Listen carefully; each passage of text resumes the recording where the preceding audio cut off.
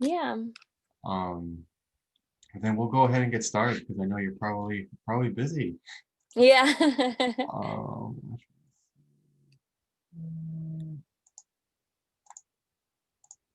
there, okay. So that's the view I want to have.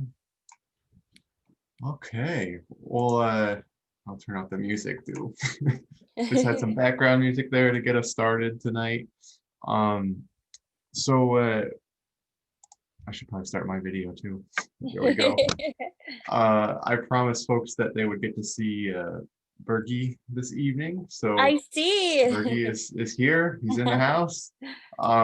So I put that in the email out to students. So I want to let them know that I wasn't kidding. Bergie's here. He's there. Yeah. Um, well, once again, Shauna, I just want to thank you. It's been a while since I've actually gotten to see you. So it's good to see Been your years. face. Yeah.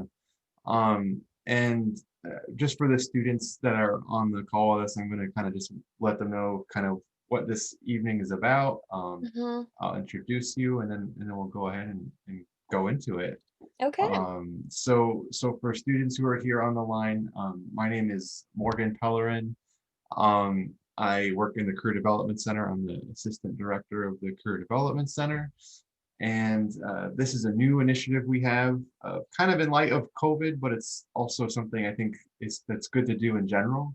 Hmm. We are starting this new series called Cardinal Chats, where we are basically doing an informational interview. Shauna, I know you did these when you were a student here. You talked with people who were in your field to kind of get a sense of what you should be doing to get ready while you were in college to launch yourself into your career, which is, I know, Yeah. that worked out really well for you. Hmm. So we're trying to model that here for students tonight to get them more comfortable in doing them on their own, but also so they can learn a little bit about your industry, and it's likely that they are very interested in your industry as well. Um, Is everyone a journalism major here, or is it like diverse? I think it's pretty diverse from what I saw from the registrations. Hmm. Feel free to chat in your majors, because Shauna, you should be able to see those as well. But I'll pull them up too. Um, but and just so students know, this is I'm going to start out with a few questions to kind of get the evening started, but then I will open it up for you to ask questions as well, and you can ask them either through your camera and like ask them right out, or we can also you can chat in questions if that's a little easier for you too. Hmm. Um, so it looks like we have, just from people who chatted in, we have English writing arts major, TV video, audio radio, English literature. Um, Oh, cool. so kind of a variety. So I think that'll be interesting for them to hear your perspective. Hmm. So without any further ado, I'll kind of get into the main part of the evening, if you will. So tonight we have with us Shauna Beni, who is a broadcast journalism major here at SUNY Plattsburgh. You graduated in May of 17, is that right? Yeah. Okay, that seems like it was yesterday, but I know it It does wasn't. feel like that. Um, and you initially went to work for ABC News, and Hmm. then Yep. have since now you're working for Conde Nast. I'll let you Correct. speak a little bit more. I know it kind of holds many magazines. When I was reading about it, like, oh wow, it's pretty cool. Yeah. So I'll let you speak a bit more to that. But I guess just to kind of start off, tell us like your position and like what the work is that you do. Hmm. Yeah, so I work at Conde Nast, and specifically Conde Nast is like a bunch of different brands and magazines. And the magazine I work for is Conde Nast Traveler. And there I work as an editorial assistant slash editor. So there I'm like a writer, an editor. So I work a lot on pitching stories, writing stories that fall under the category for our magazine, which is travel. And a lot of stuff like, and so as an editor, I also work as working with our freelance writers who are people like we pay to write stories for us that go in the magazine and on condenasttraveler.com.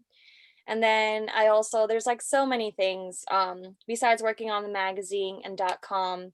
I do like hotel scouts, work with different writers and editors, and represent Conde Nast Traveler at different press events and things like that. But yeah, that's pretty much it.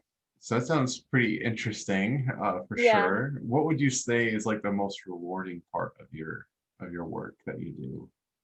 I think it would definitely be getting so I had to pick a job that would allow me to be creative. I feel like I'm more of a creative person. I want to have the ability to think of ideas and think of things that I want to do. I wasn't a numbers person. I wasn't like someone who can stick to a certain schedule. So in my job and in my field, it allows me to be very creative, and touch different fields. So not only from we write for a magazine and for .com, but that also touches video and social media and all those things that play into helping a magazine grow and have a brand identity online. So I feel like the most rewarding part is being in a creative role that allows me to do all those different things, write, edit, create videos, and also like create things for social media and those kind of things. Awesome. And what would you say is particularly challenging about the work that you do? Maybe things you weren't expecting going into it. Yeah, I feel like so far everything's been pretty good. I love my role. I probably have been in it for a little bit over a year. And I feel like the most challenging thing right now is dealing with the changes in the travel industry with the impact of COVID. Yeah. That has been the most challenging right now because everything changed drastically, but it's going well. And I know when when you graduated from here, you kind of first went more into like what I would consider, I guess, more of a broadcast journalism lane with Mhm. ABC News. What kind of prompted the shift for you? Because that happens often with alumni where they start one way and then maybe they things change. Yeah. Yeah, so as soon I graduated, I started working at ABC News. And what made me change, so like I loved it. It was my dream to work there. It was cool, but I realized being in the field, working there, I didn't enjoy working with hard news every single day. Like I feel like it was very different. I feel like being in school, like I say, going back to the creative role where I got to like pitch stories that I wanted to work on and do things like that. When I was at ABC, it's a very, very specific niche, especially at Nightline, the show I was working on, where they cover hard hitting news every single day, international, locally. And I felt like while I enjoyed it, I didn't love it as much as I wanted. I wanted to find something more creative, and something a bit more laid back too. I realized that ABC News, it was you have to be on your feet 24/7, because breaking news happens whenever, at whatever time. So if they need you to be in there from like 7 a.m. to 12 p.m. at night, you have to be there. My shift at Nightline was 3 p.m. and come out at 1 a.m. in the morning because Nightline aired at 12 o'clock at night. So it was just very different. And I was like, I don't see myself doing this for the rest of my life, but I still wanted to be in journalism, but something more laid back and creative. So that's when I started looking at like magazines and the publishing industry and things like that. And then that's when I came across Conde Nast.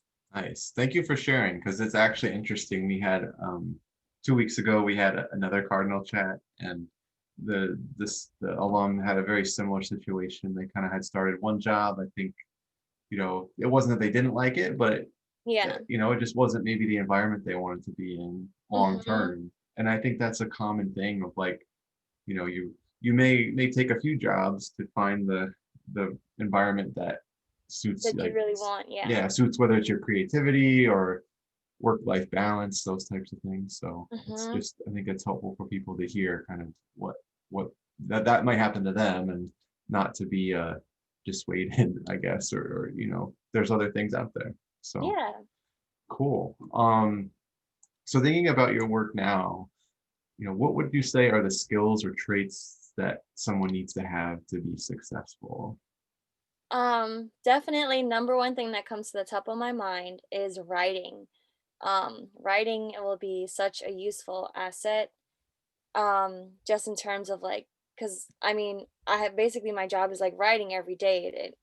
80% of it is writing stories or reading over other writers' stories and editing it and things like that. So that's a big skill set. Um, what else is a good one? I would say being familiar with like all social platforms, knowing how to use all the latest digital platforms and social media sites like Instagram, TikTok, Twitter, all of that. It's really big in Conde Nast because all of our magazines and brands, like that's how we run. That's where a lot of our audience comes from. So I would say those two things are like the top skill sets to have. And actually, yeah, that brings up another question. It wasn't one of my written questions, but kind of as you're talking about it, given your work, like, I'm assuming there is like a print version of your magazine, but Mhm. there's also probably so much digital content. Like, what is that environment? What does that landscape kind of look like right now? Like, how much attention, I guess, is being put on, either platform? Yeah. It's interesting you bring that up because in today's day and age, print is slowly dying. We hear that word around the building all the time that these magazines are like slowly dying, but magazines are dying, but everything's like shifting onto digital.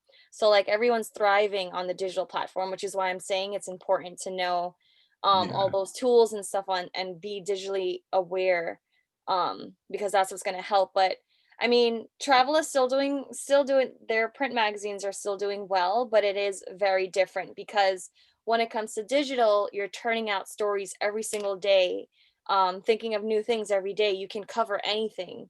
You can hop on the phone and interview someone in like 30 minutes versus when it's the print magazine, it's more you're working on long-term features, things you've been working for like over months. So you can be writing about this new hotel that's opening up um which of course we know about it like months before so we can like write about it, include details about it and things like that.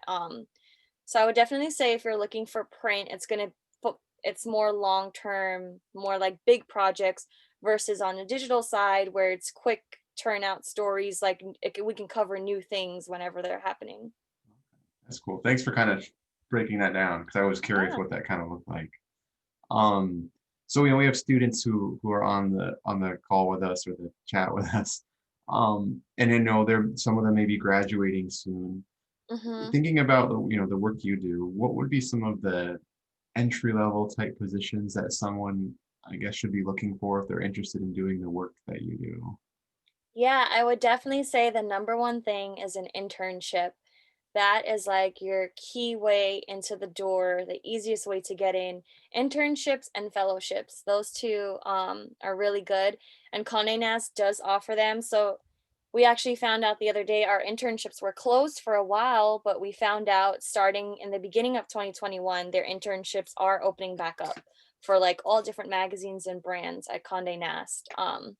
So it's just a good tip. Keep an eye out for fellowships and internships if anyone's interested in working for Conde. Okay, thank you. This often comes up when I meet with students. We may even had a conversation about this. I don't remember. But I often get asked if like advanced education is needed in a particular field.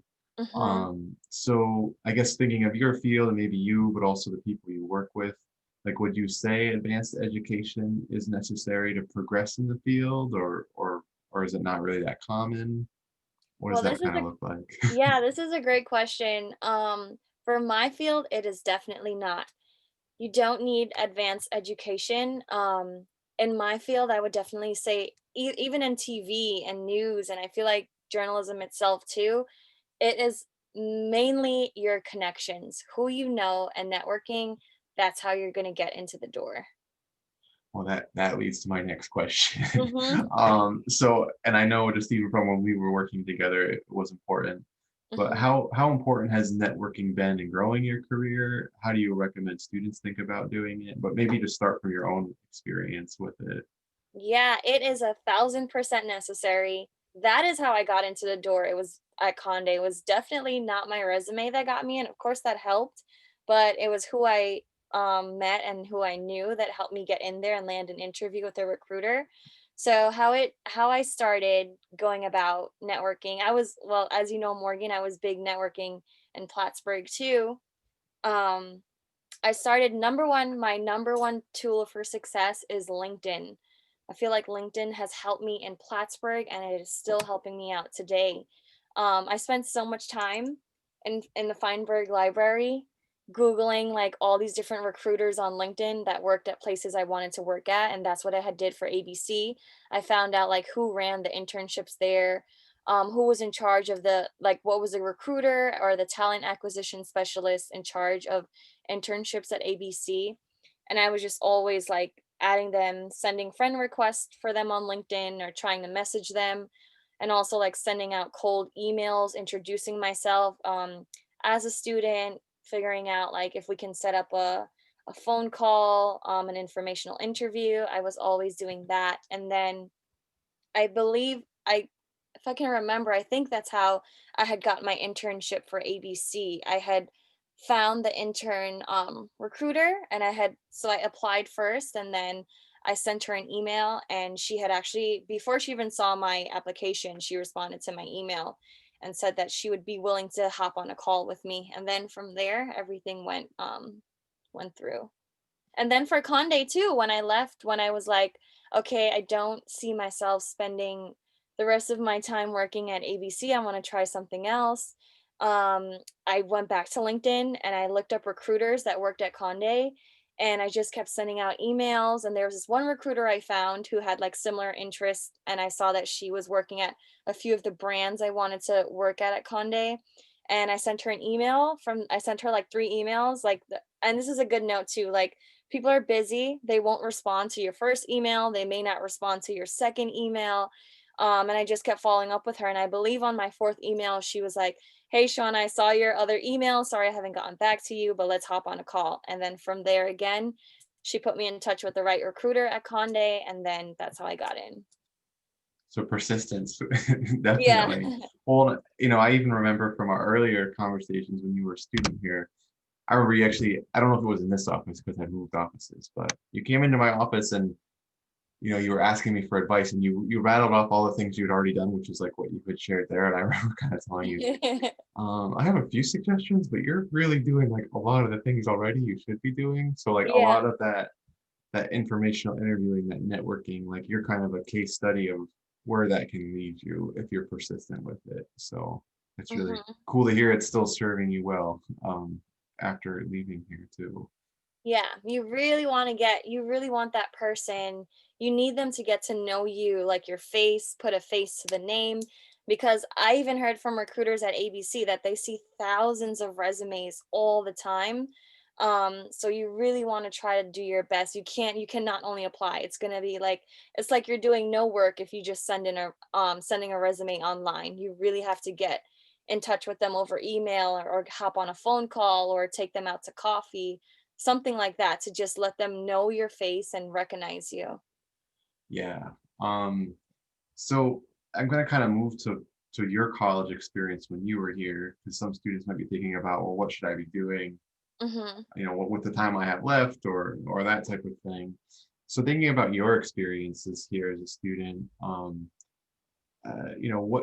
I kind of know the answer to this. We talked about it already, but what experiences do you feel like you partook in aside from, we already talked about the informational interviewing and that was really helpful, but things Yeah. aside from that that were helpful for you as you kind of built your skills in the field and that type of thing. So I think two of the things that were super helpful while I was in school is that I also had did 2 internships, which helped me out a lot too. I had interned at Barney's New York as an editorial intern, and then I also interned for New York NY1 Morgan, which you had like helped me with my New York 1 internship. Yeah. And then as like the day of week after graduate, before graduating, I accepted the ABC News internship. Um, so it was definitely those internships that helped me out a lot too, just to establish like a professional um work to put on my resume besides from school. um and I'm looking at my other questions. I feel like you kind of hit Yeah. on a lot of them. No, so I think at this point I have a couple other questions, but I'd like to open it up to the students to see if they have any questions for you as well. So feel free to students, I know you probably have questions, so we can do a couple ways. Probably the preferred way is if I can turn on your video and you can ask Shauna the question yourself, kind of practice some of that networking. But you can also chat in questions too. I guess if you want to ask a question in person, um, I think there's like a raise your hand function you can use, and then I can turn on your video. Um, so we'll go ahead and see if anyone has any questions. Angelique, I can see you have a question. So I'm gonna turn on your audio there. So I think I just did it. Uh, there you go. I think I could turn it on myself. But I had a question. Were you involved in any organizations or clubs while you were here? Yes, I was. I definitely was. I was the president of Kinks when I was there.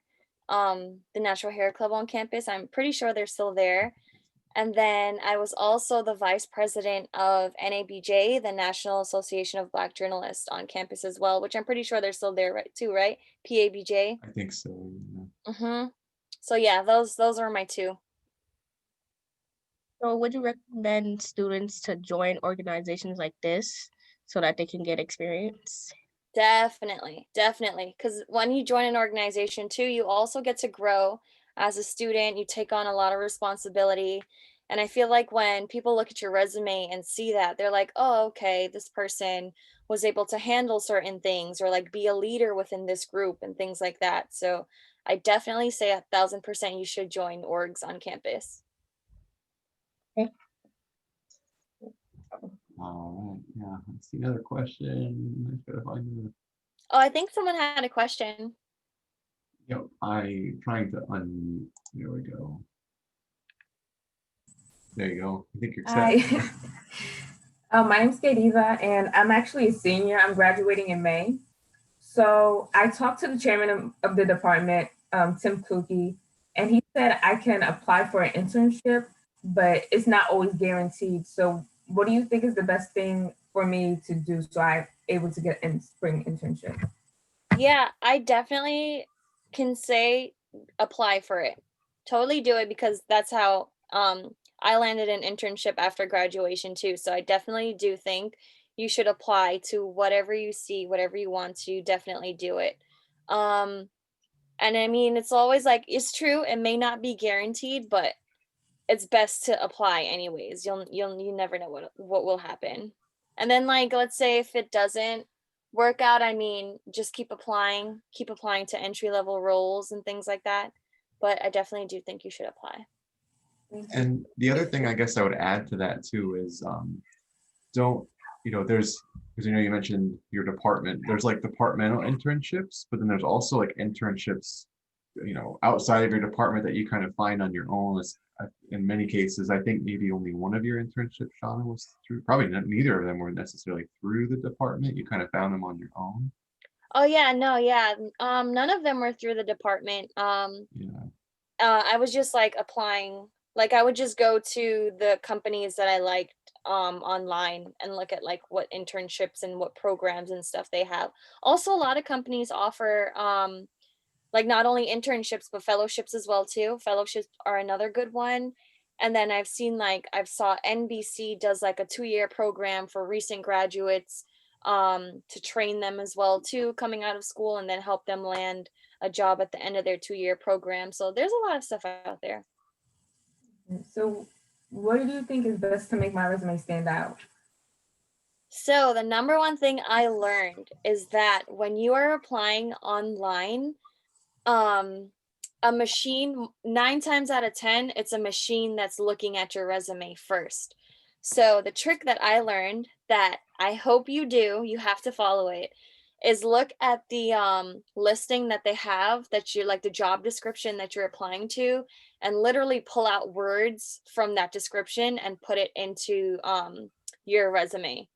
So like if they're looking for a detail oriented person, um other anything that they're describing, if you can write, if you can edit, if you can do this and that, make sure you take words from that job description and like put it through your resume, like sprinkle it all around, because that's how the computer is going to pick up those keywords and then send your resume forward to the recruiter.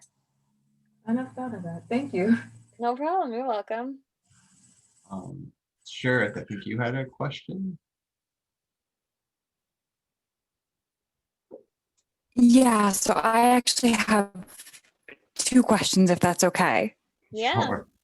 So the first is that I am interested in magazine writing for sure. And I've experience in publications, but not in broadcast journalism. So do you think that like broadcast journalism is a prerequisite for a lot of these jobs, or is having basically experience with the publications field enough? Okay, definitely broadcast journalism is not a prereq. I honestly did not think I would get into Conde either, being at a magazine spot, just because I had such a large news background, but it was still under journalism, so I still had like some of the qualifications and stuff needed. But yeah, it's definitely not a prereq. If you said you're studying magazine writing and stuff, yeah, you are more than set. So then my other question is how soon did you start applying for jobs? I'm looking, but I'm not sure really when I should actually put that resume and cover letter in. Does that make sense? Yeah, when are you graduating? So May. Okay, yeah, you should. What is it? Are you going into the fall semester, right? Yeah, it's like we're halfway through almost the fall semester. Mm-hmm. Yeah, you should definitely be applying now. I think positions should be opening up for the summer. So yeah, start finding like those people on LinkedIn, those recruiters, the hiring managers and stuff. Start sending emails, and even if you're not seeing like job postings yet, you should be reaching out and introducing yourself to these people. So at least they know of you, and when things are ready to open, they can also like let you know. But now is a good time to start. Great. Yeah, Awesome. Thank you, Shauna. No problem. a lot of really good questions. Curious if anyone else has questions for Shauna at all while we have her here. Let's see.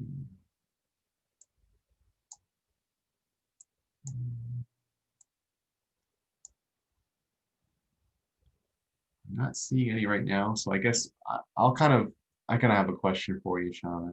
Yeah. And this is maybe thinking about your job search, because I know this is probably the phase a lot of students will be entering soon, or in a very short matter of time.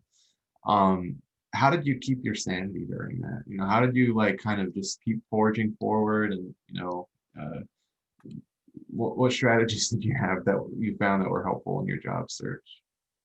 Are you saying like while I was in school? Yeah, probably more for that one. I think that might be more relevant for this audience. Mm-hmm. So I feel like my motivating factor for me to apply to jobs while I was in school is that I was like, oh my gosh, I'm like gonna be back home soon with my parents. I need to make money and I need to get out like soon. So I need a job. Like, and especially too, I didn't want to just go back home and not have nothing. Like, I really wanted to go back home and be going to work and doing something like that. So I feel like that was my motivating factor. And then juggling it in school. What did I do? I remember I was like in a lot of things. Sorry. I was in a, sorry about that. I was in a lot of things. Trying to juggle like homework, classes, work. But yeah, I feel like I used my motivating factor to like I really need to get something. I need to land something by the time I graduate. So I remember I would go to the library, finish out homework, and then just start applying to jobs, even on the weekends, because sometimes I'd be too busy on like Monday through Friday. I would like wake up on Saturday mornings and just apply to like 5 internships, and just keep doing it on the weekends whenever I had spare time. But it was definitely always something I did. It was like, and then also too, when you're applying to these things, you have to do it wholeheartedly. You can't just say, okay, I'm just gonna click apply to this application, send it in, never look at it again. You have to tailor your resume, tailor your cover letter, then find the person who's going to be in charge of it, or find some department you can email, and like package all of that together, make it look good, and then send in that application. Great, thank you. So I guess this will be kind of like last call for any questions that folks have. Feel free to either chat in that you have one, or raise your hand, whatever works. You know, if not, that's okay too. But I just wanted to put that last call out there. Yeah, let's see. Just bear with me. I can see there's a question. There you go. Actually, I had a question. So I know when you apply to internships, they usually ask for a cover letter. So what's the main factor of writing a cover letter? So a cover letter is like, what do you like, your elevator pitch. It should be something brief, something straight to the point, and a nice intro of yourself. I learned that a cover letter should not look like your resume, because that's why you're submitting a resume and a cover letter. So they're two different things. So there's no reason for you to list out where you've worked and all these things you've done. It should just be an intro of a reflection of yourself, what you're interested in, what you're looking at the company, and your interests and things like that. So like, I like to think of it as, how would you introduce yourself if you saw a boss you wanted to work for and you got in the elevator with them? How would you intro yourself? And that's, I feel like that's how your cover letter should look. Okay. Thank you. No problem. Yeah. And that's also too, that's a good one. Quick note too, always submit a cover letter. If they ask for it, always submit it, because my editor-in-chief at our magazine, she's actually going through resumes, looking to hire for some positions, and people have been sending her resumes without cover letters, and she's like, can you believe this? I'm not even looking at these. Like, they didn't even take the time to send a cover letter. Why would I bother looking at their resume? So I learned from a fact, that's a person right there who's in charge of hiring people. So you have to always make sure you send in that cover letter too. Okay, I'll keep that in mind. Thank you. No problem. Any other last questions?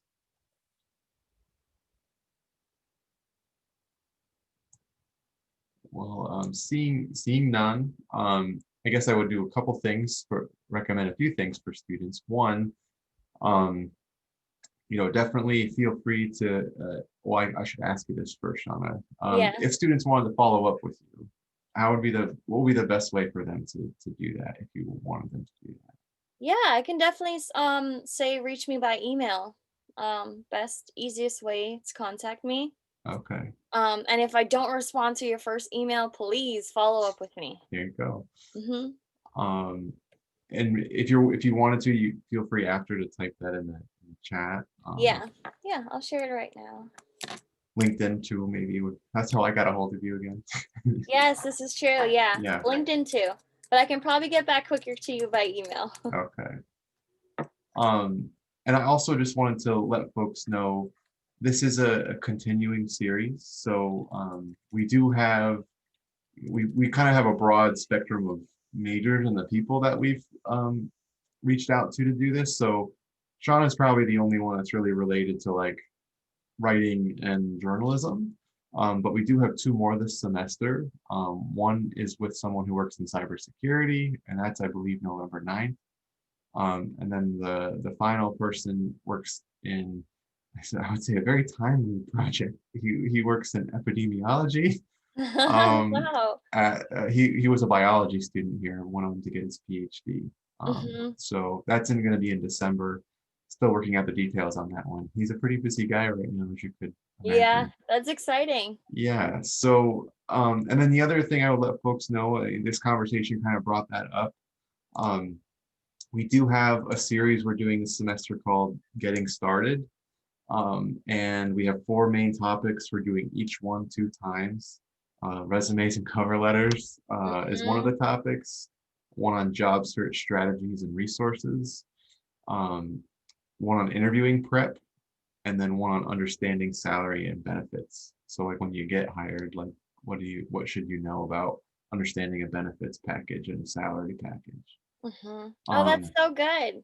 so I'll follow up tomorrow with an email to you all that attended with information on how to register for this, along with probably a recording of this session. That way, if you wanted to like look back at a question that was asked, you could. So I'll definitely do that. But just wanted to let you know we have a lot of events we're trying to do, because we can't meet you as much face to face right now. This is probably actually the most packed events calendar we've had in a semester. So I'm pretty excited about that. And Shauna, I would just like to thank you for spending some time with us this evening. It was really good to see you again. Good to hear kind of your path since we've last spoken. Sounds like things are doing very well for you. Hmm. And again, just wanted to thank you for your time. No problem. Thank you, Morgan. Yeah. Stay well, everyone else, and just stay in touch if you have questions. With the Career Development Center will continue to work with you while you're a student here and after you're a student here. So that goes for you too, Shauna. If you need assistance after graduation, particularly right now, we are definitely working with a lot of alumni. So don't hesitate to reach out. Oh, that's so good to know. Thank you. Yeah. Well, everyone, I hope you have a good evening, and thank you very much once again to everyone for coming tonight. All right. Bye-bye. Stay well. I'll talk to you soon, Sean. Thank you. Bye-bye. Bye.